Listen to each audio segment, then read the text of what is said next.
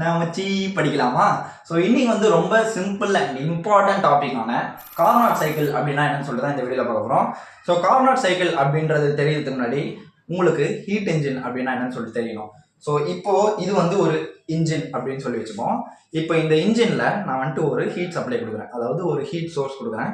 இந்த ஹீட் சோர்ஸை பயன்படுத்தி இது வந்து ஒரு மெக்கானிக்கல் ஒர்க்காக கன்வெர்ட் பண்ணுச்சு அப்படின்னா that is called heat engine. But நான் கொடுக்குற எல்லா ஹீட்டையும் இதால் ஒர்க்காக கன்வெர்ட் பண்ண முடியாது as per second law of thermodynamics. So நம்ம கொடுக்குற எல்லா ஹீட்டையும் ஒர்க்காக கன்வெர்ட் பண்ணுற மாதிரி இன்ஜின் கிடையாது, உருவாக்கவும் முடியாதுன்னு சொல்லிட்டு கெல்வின் பிளாங்க் கான்ஸ்டன்ட்டில் வந்துட்டு நம்ம பார்க்க முடியும். ஸோ அப்படி இருக்கும்போது சம் ஹீட்டை வந்துட்டு இது வந்து கோல்டு சிங்க்குக்கு விட்டு தான் ஆகும். So that is called heat engine. இதுதான் ஹீட் இன்ஜினை பற்றி ஒரு சிம்பிளான விளக்கம் அப்படின்னு சொல்லிட்டு சொல்லலாம். ஸோ இப்போ கார்னாட் சைக்கிளும் ஒரு ஹீட் இன்ஜின் தான். பட் இதில் என்ன ஸ்பெஷாலிட்டினா Carnot cycle is ideal reversible heat engine அப்படின்னு சொல்லிட்டு சொல்லலாம். இது ஏன் ரிவர்சிபிள்னு சொல்லிட்டு இந்த ப்ராசஸ் முடிச்ச பிறகு உங்களுக்கு புரிய வரும். ஸோ கார்னாட் சைக்கிளில் மொத்தம் 4 ஸ்டேஜஸ், 4 சிம்பிளான ஸ்டேஜஸ் தான் இருக்கு. Isothermal expansion, adiabatic expansion, isothermal compression and adiabatic compression. 4 process தான். இந்த 4 ப்ராசஸ்க்கான டயக்ராமும் இதுதான். ஸோ இது வந்து ஒரு கண்டெய்னர், 4மே கண்டெய்னர், 4 கண்டெய்னர்லையும் கேஸ் ஃபில் ஆயிருக்கு. இது வந்து பிஸ்டன். ஓகே, ஸோ இப்போ இது isothermal expansion, adiabatic expansion, isothermal compression, adiabatic compression. Okay, so லைனாக எழுதியிருக்கேன். ஸோ இப்போ இந்த கேஸ் வந்துட்டு நம்ம ஹீட் பண்ணுறோம். எப்படி? Qin ஹாட் சோர்ஸ் கொடுத்து, அதாவது இந்த ஐசோதெர்மல் எக்ஸ்பான்ஷனில் பொறுத்த வரையும் ஒரு கான்ஸ்டன்ட் ஹை டெம்பரேச்சர் மெயின்டைன் பண்ணுறோம். ஓகே, ஸோ இந்த ஹாட் சோர்ஸ் மூலமாக நம்ம வந்துட்டு இந்த கேஸ் வந்து ஹீட் கொடுக்குறோம். ஸோ அந்த கேஸ் வந்து அந்த ஹீட்டை அப்சர்வ் பண்ணிட்டு எக்ஸ்பேண்ட் ஆக ஸ்டார்ட் பண்ணும். அதாவது ஹீட் அப்சர்வ் பண்ணிட்டு ஒர்க் பண்ண ஸ்டார்ட் பண்ணுது. கேஸ் எக்ஸ்பேண்ட் பண்ணுறது அப்படின்றது வந்து ஒர்க் தான் இல்லையா? ஸோ ப்ராபபிளி நான் சொன்ன மாதிரி அந்த ஹீட் இன்ஜின் ப்ராசஸ் தான் ஆகுது. ஸோ ஹீட் இன்ஜின் மாதிரி கேஸ் வந்துட்டு அந்த ஹீட் அப்சர்வ் பண்ணிட்டு ஒரு எக்ஸ்பான்ஷன் நடக்குது. அந்த எக்ஸ்பான்ஷனில் இந்த பிஸ்டன் வந்து மூவ் ஆகுது. இஃப் இன்கேஸ் இந்த பிஸ்டன் வந்துட்டு ஒரு லாக்ல சிஸ்டமில் இருந்துச்சு அப்படின்னா எனக்கு இது இப்படியே இருக்கு, பட் கேஸ் மட்டும் ஹீட் ஆகிட்டே இருக்கு, எக்ஸ்பேண்ட் ஆகிட்டே இருக்கு அப்படின்னா உள்ள ஒரு ப்ரெஷர் ஃபார்ம் ஆகும். பட் வால்யூம் கான்ஸ்டன்டாக இருக்கும். வால்யூம் அப்படியே தான் இருக்கும், ப்ரெஷர் மட்டும் கான்ஸ்டன்டாக, ப்ரெஷர் மட்டும் இன்க்ரீஸ் ஆகிட்டே போகும். பட் இங்கே இது வந்து லாக் ஆகலை. ஸோ அப்படின்னா இது வந்து மூவ் ஆகும் மேலே. ஸோ இது வந்து பிஸ்டன் வந்து மேலே மூவ் ஆகிட்டே இருக்கும். அதனால தான் இங்கே வந்து அப்பேரை போட்டிருக்கேன். ஸோ பிஸ்டன் வந்து மேலே மூவ் ஆகும். ஸோ ப்ரெஷரும் வந்துட்டு டிக்ரீஸ் ஆகிட்டே போகும். ஏன் டிக்ரீஸ் ஆகுதுன்னா நம்மளுக்கு வால்யூம் இன்க்ரீஸ் ஆகிட்டே போகுது. ஸோ அதை நம்ம சிம்பிளாக ஒரு கிராஃப் போடணும் அப்படின்னா, ஸோ இது வந்து ஒரு ப்ரெஷரு, இது வந்து வால்யூம். ஓகே, ஸோ இதுக்கு வந்துட்டு ப்ரெஷர் டிக்ரீஸ் ஆக வால்யூம் இன்க்ரீஸ் ஆகுது. ஓகே, ஸோ இதை ஆரோ மார்க் வந்துட்டு இப்படி போட்டுக்கணும். ஓகே, ஸோ வால்யூம் வந்துட்டு இப்படி இன்க்ரீஸ் ஆகுது.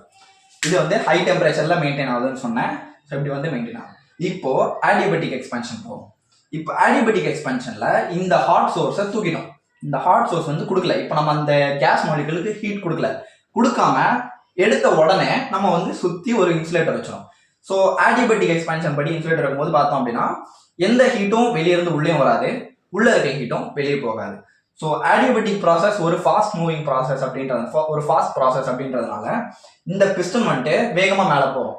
ஸோ இங்கே வந்து ஒரு டவுட் வரலாம், நம்ம தான் வெளியிலேருந்து எந்த ஒரு ஹீட் சோர்ஸும் கொடுக்கலையே, அப்புறம் எப்படி கேஸ் வந்து எக்ஸ்பேண்ட் ஆகுது இன்னும் அப்படின்னு சொல்லிட்டு ஒரு டவுட் வந்துச்சு. அப்படின்னா இங்கே கேஸ் வந்துட்டு இந்த எக்ஸ்டர்னல் அந்த ஹாட் சோர்ஸை நம்பி இல்லை, அதோட ஓன் இன்டர்னல் எனர்ஜியை நம்பி அது வந்து எக்ஸ்பேண்ட் ஆகிட்டு. அதாவது உள்ள இருக்கக்கூடிய கேஸ் மாலிகுல்ஸ் வந்து அதோடைய ஓன் இன்டர்னல் எனர்ஜியை யூஸ் பண்ணி எக்ஸ்பேண்ட் ஆகுது. ஸோ அப்படி யூஸ் பண்ணும்போது என்ன ஆகும் அப்படின்னு பார்த்தீங்கன்னா அந்த சிஸ்டமில் இருக்கக்கூடிய டெம்பரேச்சர் வந்து லோ ஆகும்.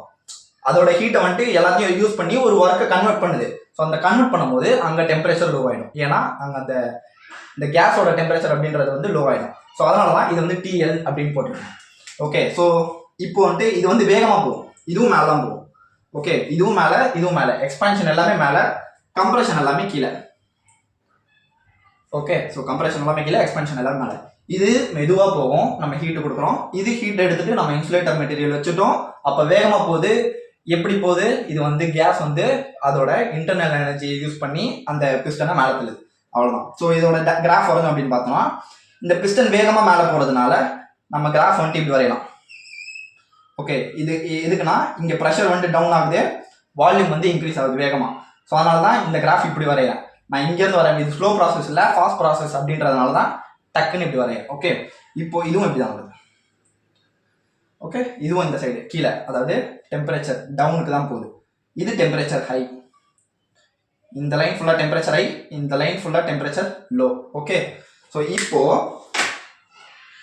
ஐசோதெர்மல் கம்ப்ரெஷனுக்கு வரும். ஸோ ஐசோதெர்மல் கம்ப்ரெஷன் என்ன அப்படின்னு பார்த்தோம்னா, இங்கே வந்து Q அவுட்னு கொடுத்துருக்கேன். Q அவுட்னா cold sink. So cold sink அப்படின்னா என்னன்னு சிம்பிளாக பார்த்தோம் அப்படின்னா, அந்த சிஸ்டமில் இருக்கக்கூடிய அந்த ஹீட் சோர்ஸை ஒரு வேஸ்டேஜுக்கு மாதிரி வச்சுக்கோங்க. ஒரு சிங்க், லிட்டரலி ஒரு பாத்திரம் கழுவி தண்ணி போகிற மாதிரி ஒரு சிங்க் தான், அதே தான். ஸோ ஆனால் இங்கே இருக்கக்கூடிய ஹீட்டை வெளியேற்றக்கூடிய ஒரு கோல்டு சிங்க் அப்படின்னு வச்சுக்கோங்க. இது உள்ள இருக்க ஹீட்டெல்லாம் போகக்கூடிய ஒரு கோல்டு சிங்க். ஸோ அப்படி இது உள்ள இருக்க ஹீட்லாம் எடுக்கும்போது இந்த பிஸ்டன் வந்து அந்த கேஸை கம்ப்ரஸ் பண்ணுது. அதில் வர ஹீட்லாம் வந்துட்டு வெளியேற்றிட்டே இருக்கு கோல்டு சிங்க் மூலமாக. ஸோ அப்படி பார்த்தோம் அப்படின்னா இங்கே வந்து வால்யூம் வந்துட்டு கம்மியாகுது, வால்யூம் டிக்ரீஸ் ஆகுது, ப்ரெஷர் இன்க்ரீஸ் ஆகுது. ஏன்னா கேஸ் மாலிகூல்ஸ் எல்லாமே ஒன்றுக்குள்ள மோதி கொலைட் ஆகி அந்த ஹீட் வந்து அந்த ப்ரெஷர் வந்து உள்ள ஃபார்ம் ஆகிட்டே இருக்கும். ஏன்னா ஸ்பேஸ் கம்மியாகிட்டே இருக்கு, கேஸ் மாலிகூல்ஸ் அப்படியே தான் இருக்கு. ஸோ ப்ரெஷர் வந்து இன்க்ரீஸ் ஆகும், வால்யூம் வந்து டிக்ரீஸ் ஆகும். ஸோ அப்போது இங்கேருந்து நம்ம வரைவோம். ஸோ வால்யூம் வந்து டிக்ரீஸ் ஆகுது, பட் ப்ரெஷர் வந்து இன்க்ரீஸ் ஆகுது. நல்லா பாருங்க, வால்யூம் வந்து டிக்ரீஸ் ஆகுது, ப்ரெஷர் வந்து இன்க்ரீஸ் ஆகுது. ஸோ அப்போ அந்த ஆரோ மார்க் வந்துட்டு இப்படி போடலாம். ஸோ மேலே நோக்கி போகுது, இது வந்து கீழ் நோக்கி போகுது, இது மேலே நோக்கி போகுது. ஸோ டெம்பரேச்சர் இது வந்துட்டு லோலேருந்து ஹைக்கு போகும். ஓகே, இப்போ ஆடியபேட்டிக் கம்ப்ரெஷனுக்கு வரும். ஸோ கம்ப்ரெஷன் பார்த்தோம் அப்படின்னா அதே ப்ராசஸ் தான். Q அவுட்டை எடுத்துருவோம், எடுத்துட்டு சுற்றி ஒரு இன்சுலேட்டர் மெட்டீரியல் வச்சிருவோம். ஸோ சுற்றி ஒரு இன்சுலேட்டர் மெட்டீரியல் வச்ச பிறகு இது வந்துட்டு கேஸ் மாலிகூல்ஸ் டக்குன்னு வந்துட்டு அந்த கம்ப்ரெஷன் நடக்கும். ஆடியபேட்டிக் சொன்ன மாதிரி ஒரு ஃபாஸ்ட் மூவிங் ப்ராசஸ்னால பிஸ்டன் வந்து சடனாக வந்துட்டு கீழே கம்ப்ரெஸ் ஆகும். அப்படி கம்ப்ரெஸ் ஆகும்போது என்ன ஆகும் அப்படின்னு பார்த்தீங்கன்னா, கேஸ் மாலிகூல்ஸ் ஒன்றுக்கு ஒன்று கொலாய்ட் ஆகி அங்கே வந்துட்டு ஒரு எனர்ஜி ஃபார்ம் ஆகும், தட் ஒரு ஹீட் எனர்ஜி ஃபார்ம் ஆகும். அந்த ஹீட் எனர்ஜி டெம்பரேச்சரை ரைஸ் பண்ணிவிடும். ஸோ டெம்பரேச்சர் வந்து ரைஸ் பண்ணிவிடும். பட் இங்கேயும் அதே தான், வால்யூம் வந்துட்டு டிக்ரீஸ் ஆகுது, வேகமாக டிக்ரீஸ் ஆகுது, ப்ரெஷரும் வேகமாக இன்க்ரீஸ் ஆகுது. ஸோ அப்படின்னா இங்கேருந்து இப்படி போடலாம். ஸோ ஓகே, ஸோ இப்போ அதை நல்லா நோட்டீஸ் பண்ணோம் அப்படின்னா உங்களுக்கு இந்த மாதிரி ஒரு ஷேப் கிடைக்கும். ஸோ இந்த மாதிரி ஒரு ஷேப் கிடைக்கும், லிட்ரலி அதோட ஆரோ இப்படி தான் இருக்கும்.